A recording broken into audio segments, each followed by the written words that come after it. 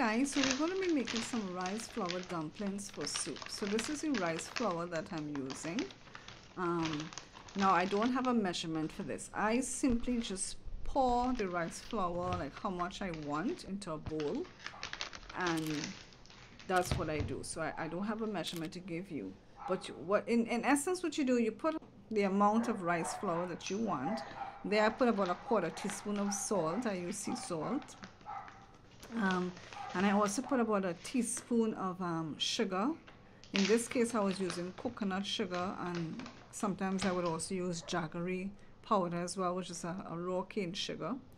So you put those and then you mix everything together, as you can see. So combine everything well, and then all you have to simply do is slowly add your water.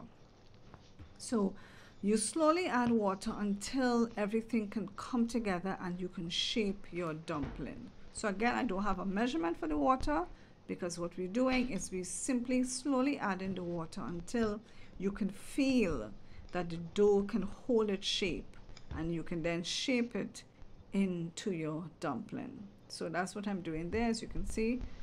And now I have all my dumplings shaped, and so now it's just a matter of putting it into my soup to cook.